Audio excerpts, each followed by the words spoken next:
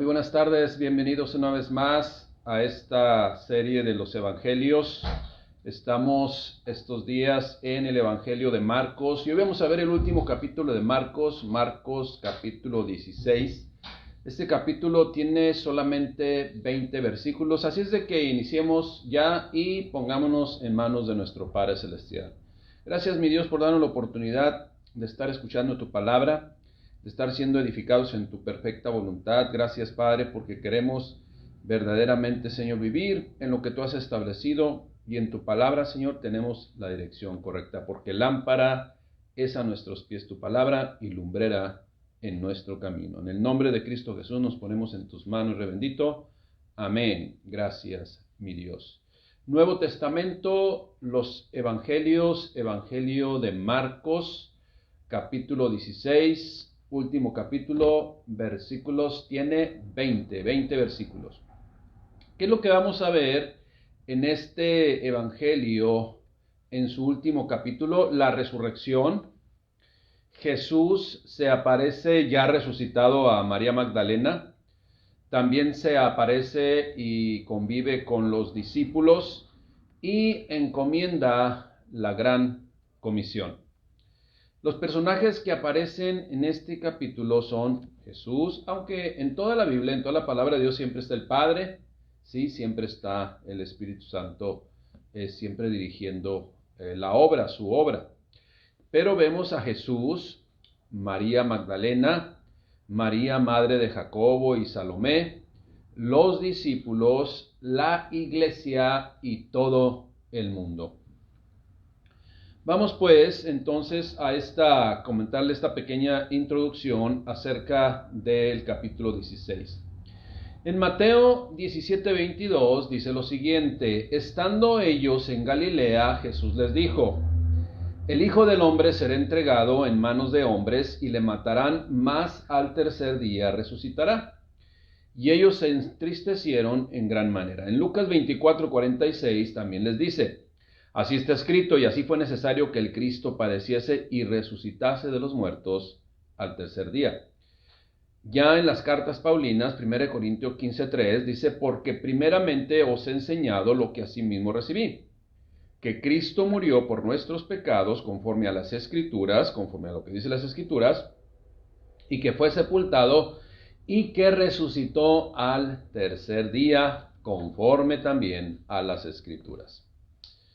Alrededor de 17 citas bíblicas se pueden encontrar en el Nuevo Testamento acerca de la resurrección de Cristo. Es un hecho que no se puede negar y que en su misericordia el Señor Jesucristo se presentó a muchos, pero primero fueron dando testimonio a algunos de los que estaban más cercanos a Él. Y en esa misericordia, en esa bondad, se presentó ante Tomás, que fue uno de los que batalló en creer precisamente que el Señor Jesucristo había resucitado. La frase que quedó para la historia en este caso fueron las propias palabras del Señor Jesús. Juan 20:29, Jesús le dijo: porque me has visto, Tomás, creíste. Bienaventurados los que no vieron y creyeron. Y entonces ahí estamos incluidos usted y yo. Vayamos pues al Evangelio de Marcos capítulo 16, en donde podemos precisamente ver la narración de la resurrección del Señor Jesús. Versículos del 1 al 8. La resurrección. Cuando pasó el día de reposo, María Magdalena, María la madre de Jacobo y Salomé compraron especias aromáticas para ungirle. Y muy de mañana, el primer día de la semana, vinieron al sepulcro ya salido el sol. Ahora, ¿cuál es el primer día de la semana? El primer día de la semana, si usted va y también observa en su calendario, es el domingo, es el primer día de la semana. Porque muchas veces pensamos que es el lunes. Bueno, el primer día de la semana laboral es el lunes, pero el primer día de la semana, de acuerdo al calendario, es el domingo. Bien, y muy de mañana, el primer día de la semana, vinieron al sepulcro ya salido el sol. Pero decían entre sí, porque la tumba, el lugar donde pusieron el cuerpo de Jesús, después de bajarle de la cruz, José de Arimatea se lo llevó y lo puso en un sepulcro nuevo y lo sellaron con una piedra y se cercioraron que estuviera sellado con una piedra, pues para que si usted lee los evangelios se den cuenta, para que nadie fuera y tomara el cuerpo y dijera que había resucitado y que ya no lo habían encontrado. Bueno, entonces ellas, mientras iban caminando hacia el sepulcro, porque sabían que lo habían sellado, decían y se preguntaban esto: ¿quién nos moverá la piedra de la entrada del sepulcro? Pero cuando llegaron y miraron, vieron removida la piedra, que era muy grande. Esto es, una sola persona no la podía mover. Y cuando entraron en el sepulcro, vieron a un joven, entre comillas joven, sentado al lado derecho, cubierto de una larga ropa blanca, y se espantaron. Mas él les dijo, al que ellos pensaron que era un joven, ¿no? Mas él les dijo: no se asusten. ¿Buscáis a Jesús Nazareno, el que fue crucificado? Pues obviamente es así, ¿verdad? Él les contesta: ha resucitado. No está aquí. Mirad el lugar donde le pusieron. No está aquí. Pero vayan y díganselo a sus discípulos y a Pedro, que él va delante de vosotros a Galilea. Allí le veréis, ¿a quién? A Jesucristo, como él les dijo. Ahí se van a encontrar con él. Y ellas se fueron huyendo del sepulcro porque les había tomado temblor y espanto, y no decían nada a nadie porque tenían miedo. Eso es lo que aconteció en los versículos del 1 al 8. Ahora, todas las palabras, absolutamente todas las palabras dichas por el Señor Jesucristo se fueron cumpliendo paulatinamente, así como las profecías de la venida de Cristo desde el Antiguo Testamento, que iba a venir el varón de dolores experimentado en quebranto. Asimismo, todo lo que el Señor Jesucristo de viva voz mencionó, dijo, se fueron cumpliendo paso a paso. Y en su caso, y en este caso, pues, la resurrección no fue la excepción, la resurrección.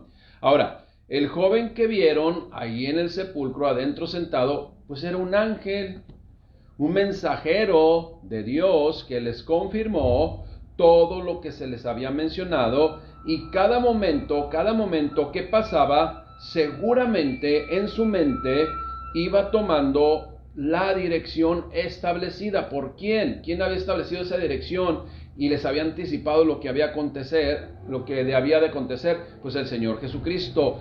Todo se iba aclarando en su mente, todo se iba aclarando en sus corazones, una y otra vez. Imagínense pasando por su mente esas palabras del Señor Jesucristo que les había anticipado.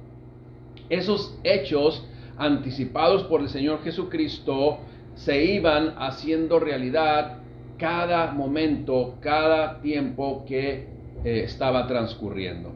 Ahora, la resurrección es un hecho indiscutible para los creyentes.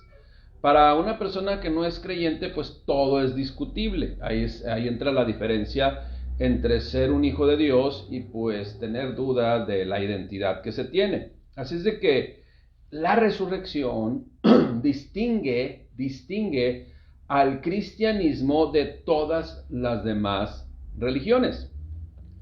Ahora, para conmemorar y celebrar este acontecimiento, nosotros como creyentes, como cristianos y por mandamiento de Dios, nos reunimos el primer día de la semana, este es el domingo, a fin de dar gracias a Dios y glorificar a Dios y adorar a Dios y cantarle salmos, alabanzas y también cánticos de oración, porque Jesucristo resucitó. Jesucristo se levantó de la muerte y vive y reina para siempre. El día de reposo, como narra aquí el capítulo 16, versículos del 1 al 8, el día de reposo terminaba al caer el crepúsculo del sábado. Esto es, ¿cuándo terminaba el sábado? En la tradición judía, en el judaísmo, el día comienza en cuanto amanece. Y también el día termina cuando ya se mete el sol o cuando ya oscurece. Así es de que el día de reposo terminaba al caer el crepúsculo del sábado alrededor de las 6 de la tarde, es cuando más o menos ya terminaba el sábado. Hay unanimidad o hay un consenso en los evangelios sobre el papel prominente de las mujeres en este acontecimiento, en el acontecimiento de la resurrección. Y todos coinciden, los evangelios, los 4 evangelios, coinciden que son, escuche bien, que son las primeras que recibieron las noticias de la resurrección. Esa era la realidad. Yo no sé, ¿verdad? Pero de repente alguien por ahí comenta, ¿y por qué las mujeres fueron las primeras que Dios escogió para que se dieran cuenta de la resurrección? Y algunos dicen, no, pues para que la noticia se esparza rápidamente, ¿no? Entonces, solamente es, vamos a decir, es algo que se comenta, pero siempre Dios va a usar todo lo que Él quiera. ¿Para qué? Pues para que se den cuenta la gente, el pueblo, y en ese momento más que se requería, porque acuérdense que Jesucristo fue crucificado el viernes, antes de que se metiera el sol fueron por su cuerpo, lo sepultaron, pasó el sábado en el sepulcro, todo el sábado era una calma, estaba en una incertidumbre total, y entonces el primer día de la semana empiezan a manifestarse las maravillas del Señor. Entonces, aunque Jesús había hecho la promesa de levantarse de entre los muertos al tercer día, dice, y aún sus seguidores no creyeron en ella, pues en esa aflicción, en esa incertidumbre, en ese momento que se estaba viviendo durante todo el sábado, pues olvidaron todas las promesas que el Señor Jesús les había hecho. Y cabe señalar que cuando llegaron y la piedra estaba removida, escuche bien lo que le voy a decir, no era para que Jesús saliera, ¿sí? No era para que Jesús saliera, sino más bien era para que aquellas mujeres que iban al sepulcro pudieran entrar y entonces corroborar este hecho tan grandioso. Acuérdense que ya estamos viendo a un Jesús glorificado, que Él podía traspasar las paredes, así da testimonio los evangelios y el libro de los Hechos. Así es de que en este hecho grandioso o en estos hechos grandiosos debemos saber usted y yo y tener la certeza que aún lo mejor estaba por venir y aún lo mejor está por venir. Esas son todas las cosas que se van a ir cumpliendo de acuerdo a lo que el Señor Jesucristo mencionó con su propia voz. La resurrección es un hecho. Dice la propia palabra de Dios que si Cristo no hubiera resucitado, vana sería nuestra fe y seríamos los más dignos de conmiseración, de lástima, pero Cristo resucitó y está sentado a la derecha del Padre, y el libro de los Hechos en su primer capítulo y el segundo capítulo precisamente dan testimonio de ello. Pero seguimos con el Evangelio de Lucas, capítulo 16, ahora versículos del 9 al 11, en donde hablan de Jesús, se aparece a María Magdalena. Marcos 16, 9. Habiendo pues resucitado Jesús por la mañana, el primer día de la semana, insisto, domingo, apareció primeramente a María Magdalena, de quien había echado 7 demonios, para identificarla bien, ¿no? Yendo ella, lo hizo saber a los que habían estado con él, y estaban tristes y llorando. Aún estaban en esa incertidumbre, aún estaban en esa situación de, ¿y qué pasó ahora, no? ¿Qué vamos a hacer? Bueno, ellos que estaban tristes y llorando, cuando les llegó la noticia que traía María Magdalena, ellos cuando vieron que vivía y que había sido visto por ella, pues no lo creyeron al principio. No puede ser posible.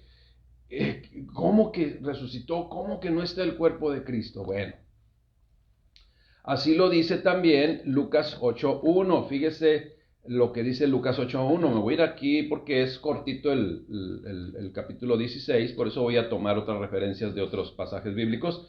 Lucas 8.1 menciona: aconteció después que Jesús iba por todas las ciudades y aldeas predicando y anunciando el evangelio del reino de Dios y los 12 con él. Y algunas mujeres que habían sido sanadas de espíritus malos y de enfermedades, María, que se llamaba Magdalena, de la que habían salido 7 demonios. Precisamente esta mujer es la primera que se dio cuenta de que la tumba estaba vacía. Y fue y lo contó a aquellos discípulos más cercanos que habían estado con más cercanía con el Señor Jesucristo.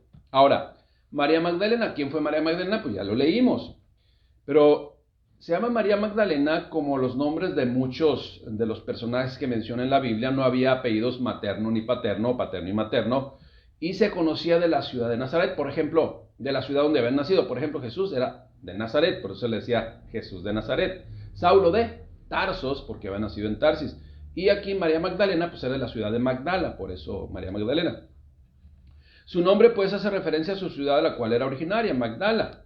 La escritura testifica que esta mujer, María Magdalena, alojó, bueno, haciendo la historia o haciendo una pequeña remembranza, alojó y proveyó materialmente a Jesús y sus discípulos durante su predicación en Galilea. O sea, les ayudó, ¿no? Se añade que anteriormente había sido curada por Jesús, ya lo vimos que tenía 7 demonios. De acuerdo con los evangelios de Marcos, Mateo y Juan, estuvo presente con María, la madre de Jesús, otras mujeres y el discípulo amado durante la crucifixión de Jesús. Ahí estuvo presente. Asimismo, estuvo presente María Magdalena en la sepultura y vio exactamente, escuche bien, vio exactamente dónde habían puesto al Señor Jesús. Ya en qué tumba, en qué lugar lo habían puesto. Y ella cuando fue se dirigió precisamente a la tumba correcta. Ella sabía dónde estaba perfectamente. También Mateo 27:61, Marcos 15:47, se le menciona a María Magdalena junto a María, la madre de Santiago y Jacobo el menor, la madre de Santiago, en compañía también de otras mujeres. María Magdalena fue la primera testigo de la resurrección, según la tradición en la que concuerdan los 4 evangelios. Después, ella fue quien comunicó la noticia a Pedro y a los demás apóstoles. En estos versículos siguientes vemos cómo también el Señor Jesucristo fue visto y resucitado por más personas, iniciando ¿con quién? Iniciando con los discípulos. Jesús, pues, después de aparecérsele a María Magdalena, también se le aparece a los discípulos. Y eso lo podemos encontrar en Marcos 16:12. Pero después, dice, apareció en otra forma a 2 de ellos que iban de camino, yendo al campo. Ellos fueron los que hicieron saber a los otros, pero ni aún a ellos creyeron. La incertidumbre, la tristeza, la angustia, pues el no saber y encontrar respuestas o estar en esa situación de no saber qué respuesta o qué situación va a venir, pues fue más duro, fue más pesado que creer y recordar las palabras que el Señor Jesucristo les había dicho, ¿no? Y esa es la situación de muchas personas también. Cuando viene una situación difícil, alguna cuestión de angustia, pues posiblemente se olviden todas las promesas de Dios, pero la iglesia, los hermanos en el amor, debemos de ir y a recordarle a esa persona que de repente se le olvida porque está en una angustia, pudiera estar en una angustia y esa angustia puede de repente tomar más peso que las promesas de Dios, pero en ese momento, momentáneamente, viene la iglesia, le ministra, le fortalece y vuelve a levantar su ánimo.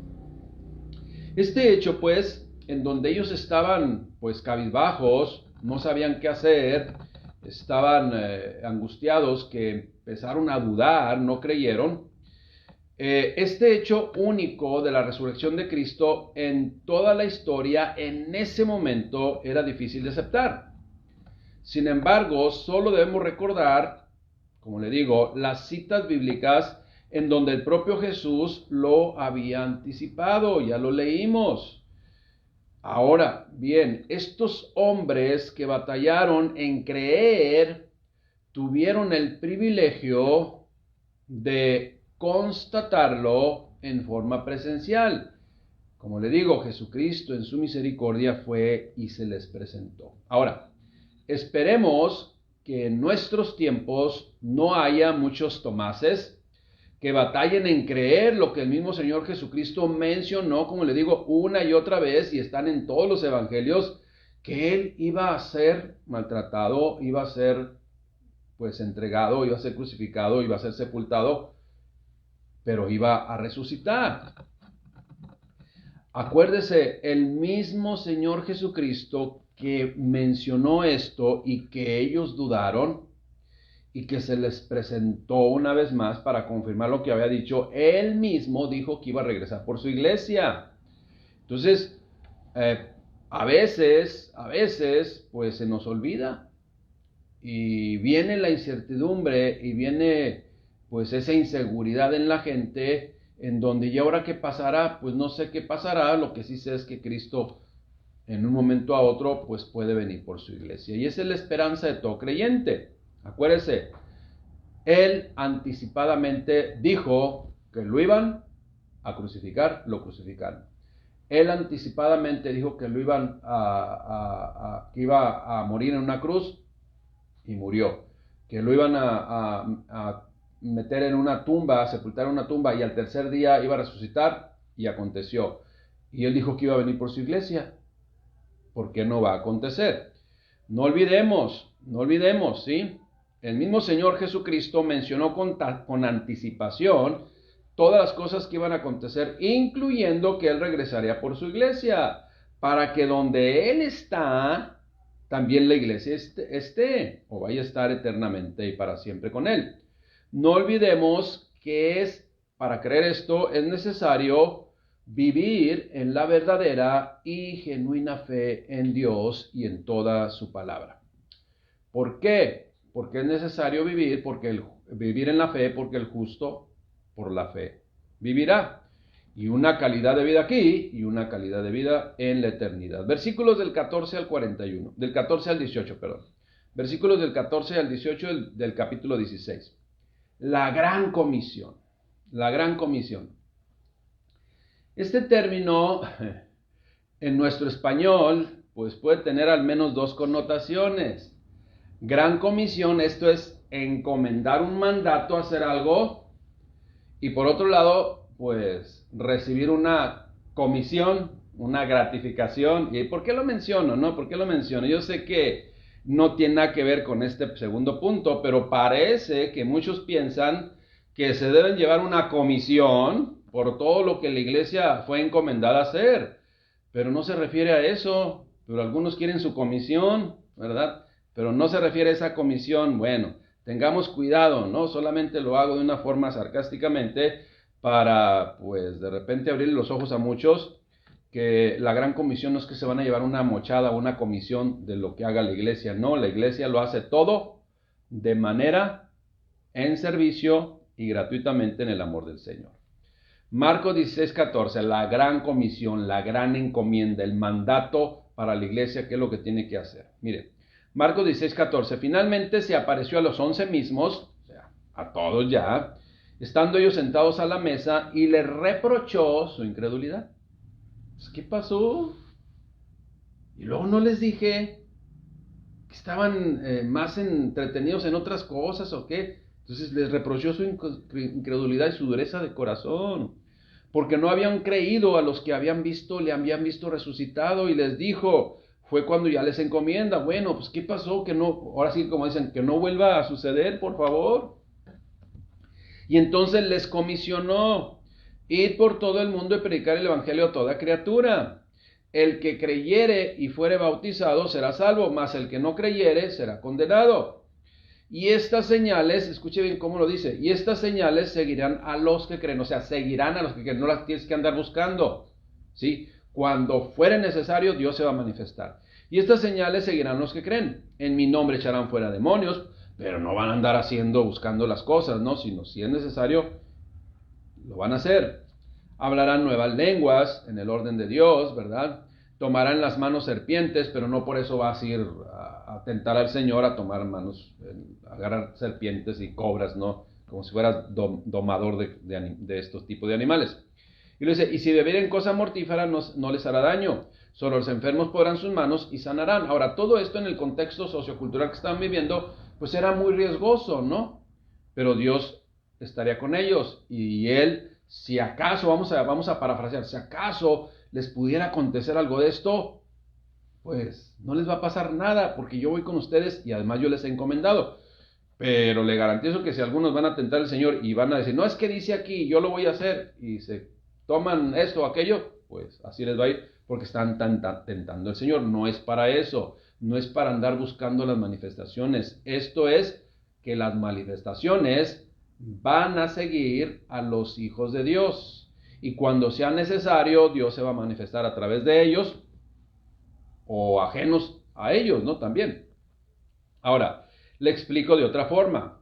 Aunque la iglesia no debe buscar la manifestación sobrenatural de Dios, y mucho menos cobrar por ello, o sea, tener una comisión, ¿sí?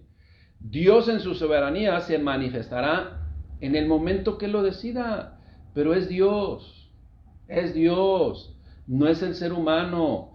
No, repito, no es el ser humano. Hay de aquellos que se ponen a hacer sus campaña de milagros y ven por tu milagro, ¿verdad? Y después de que supuestamente ahí reciben un milagro, ahora les van a decir milagro chiquito, pues billete chiquito, y milagro grandote porque quiero mi comisión. No, esa no es la comisión, la gran comisión que se va a llevar la iglesia, no. La iglesia, la gran comisión es ir y predicar el evangelio. Ir y llevar el evangelio, las buenas nuevas, a la gente que no conoce de Cristo. Entonces, ningún ser humano puede tomar el lugar, ¿sí?, de Dios, queriéndose llevar la gloria, queriéndose llevar el crédito, y no solamente eso, deseando cobrar su comisión por el milagro grande o milagro chiquito, como dicen, ¿no? Acuérdese, Dios siempre obrará en amor y por amor. Tal y como lo vemos en los evangelios y como lo vemos en el propio Señor Jesucristo. A ver, aquella mujer que tocó su manto, le dijo, a ver, pon tu ofrenda de aquel lado. No le dijo eso. Al que recibió la vista, no le dijo, ahora pacta con Dios y agradécele a Dios y tráete, ¿sí?, unas 2, 3 monedas de plata. No le dijo nada de eso. Acuérdese, y lo digo sarcásticamente, no quieren llevar la gran comisión, se quieren llevar una comisión. Eso es lo que, tengamos cuidado con eso. Dios no cobra absolutamente nada. Que no le engañen, por favor. Porque Dios, insisto, porque Dios siempre obrará en amor y por amor para con todos aquellos que requieran y soliciten su favor. Tal y como lo vemos con el propio Señor Jesucristo. Usted vea la actitud del Señor Jesucristo cuando Dios le usaba, ¿verdad? Él era Dios hecho carne. Sin embargo, Él le daba toda la gloria a Dios, a diferencia de ahora los que siguen a Cristo, muchos que desean aparentar que siguen a Cristo, se quieren llevar la gloria a ellos. Ni el Señor Jesucristo se llevó la gloria, hermanos. Bueno, solamente meditemos en esto. Por último, en los versículos 19 y 20 viene la ascensión. La ascensión, esto es, Cristo regresó a su lugar. Marcos 16, 19. Y el Señor, después que les habló, fue recibido arriba en el cielo y se sentó a la diestra de Dios, y ellos, saliendo, predicaron en todas partes, ayudándoles el Señor y confirmando la palabra con las señales que la seguían. Amén. O sea, así fue, así es y así será siempre. Entonces, hermanos, si Dios comisiona, en el sentido correcto del término, Dios respalda.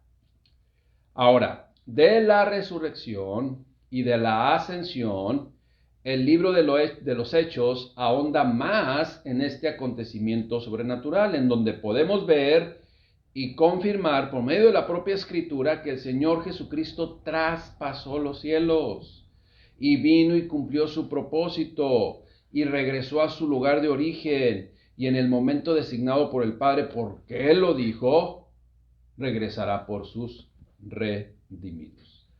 Concluimos, hermanos, el Evangelio de Marcos, un escritor más usado por Dios para dejar plasmada la voluntad del Padre Celestial precisamente por escrito.